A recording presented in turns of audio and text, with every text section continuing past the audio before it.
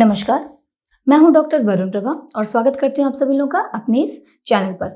आज के इस वीडियो में हम बात करने वाले हैं एल्डोलेज टेस्ट के बारे में। ये एक तरीके का एंजाइम होता है जो कि ग्लूकोज को एनर्जी में कन्वर्ट करता है और इस टेस्ट के द्वारा हम जांचते हैं कि ब्लड में एल्डोलेज का लेवल कितना है। तो आज के इस वीडियो में हम डिस्कस करेंगे कि ये टेस्ट क्यों किया जाता है, इसके जो रिजल्ट्स होते हैं उनको कैसे इंटरप्रेट किया जाता है और उसकी नॉर्मल वैल्यूज़ क्या होती हैं। लेकिन आगे बढ़ने से पहले अगर अभी तक आपने हमारा चैनल सब्सक्राइब नहीं किया है तो जल्दी से जल्दी कर लें ताकि आपका कोई भी अपडेट मिस ना हो और मैं आप तक ऐसे ही अलग अलग मेडिकल इन्वेस्टिगेशंस और टेस्ट की जानकारियाँ पहुँचाती रहूँ। तो अब जानते हैं कि ये टेस्ट क्यों किया जाता है।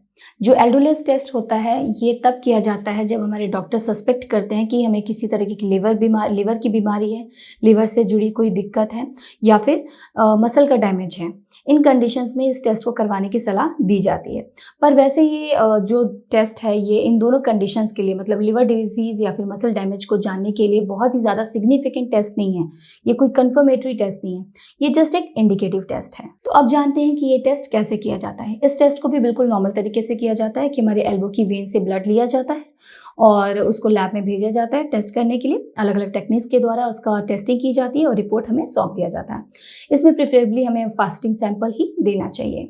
पर जैसा कि मैं अपने हर वीडियो में कहती हूँ कि कोई भी टेस्ट अगर आप करवाने जा रहे हैं या फिर किसी भी बीमारी के इलाज के लिए जा रहे हैं, अपने डॉक्टर से जब भी बात करते हैं तो आप जो भी दवाइयाँ लेते हैं, जो भी मेडिकेशंस लेते हैं, उसके बारे में अपने डॉक्टर को ज़रूर इन्फॉर्म करें। अब जानते हैं इसकी नॉर्मल वैल्यू का जो रेंज होता है वो क्या होता है। तो इसका जो रेंज है ये 1 से लेकर 7.5 यूनिट्स पर लीटर ऑफ ब्लड होता है। और जो मैंने आपको ये रेंज बताया, ये जो रेंज होता है ये हर लैब में थोड़ा थोड़ा वेरी कर सकता है, मतलब थोड़ा थोड़ा अलग अलग रेंज आ सकता है। मतलब एक लैब में थोड़ा सा ये सेम जो मैंने रेंज बताया वो हो सकता है, दूसरे लैब में इससे थोड़ा सा आगे पीछे कुछ हो सकता है और वो बिल्कुल नॉर्मल है। तो अब जानते हैं कि जो इसका रिजल्ट आता है इसको कैसे इंटरप्रेट किया जाता है। तो अगर इसकी जो रिजल्ट है, इसका जो रिजल्ट है उसमें अगर एल्डोलेज का लेवल हाई शो कर रहा है तो उससे हम क्या समझ सकते हैं? उससे हम समझ सकते हैं कि इससे प्रोबेबिलिटी हो सकती है कि कोई मसल डैमेज हो सकता है, जैसे कि मसल डिस्ट्रॉफी हो गई है या फिर पोलियो हो गया है। और उसके अलावा लिवर की किसी डैमेज की तरफ भी ये इंडिकेट कर सकता है, जैसे कि हेपेटिक सिरोसिस हो सकता है, हेपेटाइटिस हो सकता है। उसके अलावा बाइल डक्ट का जो आउटफ्लो है उसमें कोई ऑब्स्ट्रक्शन हो सकता है। और इसकी वैल्यू अगर लो आती है, वो भी ज़्यादा सिग्निफिकेंट नहीं है, तो वो ये फ्रक्टोज इंटॉलरेंस का केस हो सकता है या फिर मसल वेस्टिंग डिजीज़ है। इन कंडीशंस में एल्डोज का लेवल नॉर्मल से कम आ सकता है। हालांकि इसका बढ़ा हुआ या घटा हुआ लेवल दोनों ही जो बीमारियां मैंने आपको बताई हैं उसके लिए बहुत ज़्यादा सिग्निफिकेंट नहीं है। ये एक इंडिकेटिव टेस्ट ही है। अब जानते हैं कि क्या सिर्फ एक टेस्ट से हम जान सकते हैं कि लिवर डिजीज़ या डैमेज जो मसल का डैमेज है वो है या नहीं। तो मैंने जैसा कि पहले भी बताया कि नहीं, बिल्कुल नहीं, ये सिर्फ इंडिकेटिव है। हमें और कई सारे एडिशनल टेस्ट करवाने पड़ते हैं अगर हमें कंफर्म करना है कि लिवर डिजीज़ है या फिर मसल डैमेज है।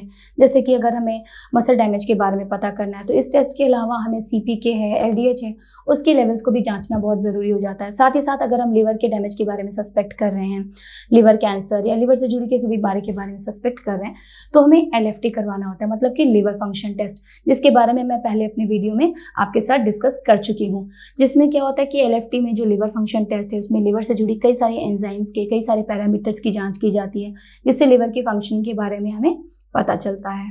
तो ये जैसे कि मैंने इस टेस्ट के बारे में आपसे डिस्कस किया, ये जो सारी वैल्यूज़ होती हैं बहुत ही ज़्यादा इंपॉर्टेंट होती हैं, बहुत ही क्रिटिकल होती हैं।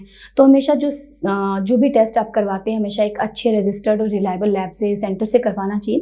तो अगर आपको भी ऐसे किसी लैब या सेंटर की जानकारी चाहिए तो हमारी टीम ने डिस्क्रिप्शन बॉक्स में आपके लिए एक ऐसे ही लैब का, ऐसे ही सेंटर का लिंक दिया हुआ है जिसकी आप मदद ले सकते हैं। तो अपने इस वीडियो में मैंने आपसे एल्डोलेज टेस्ट के बारे में जानकारियाँ शेयर की। उम्मीद करती हूँ कि कई सारी आपकी क्वेरीज सॉल्व हुए होंगे और आपकी अंडरस्टैंडिंग इस टेस्ट के टुवर्ड्स काफ़ी बड़ी होगी। उसके अलावा भी अगर आप मुझसे और कुछ पूछना चाहते हैं, आपके और भी कोई क्वेश्चंस हैं या फिर हमारे शो से रिलेटेड कोई और आप सुझाव देना चाहते हैं तो कमेंट बॉक्स में जाके हमें ज़रूर बताएं। धन्यवाद।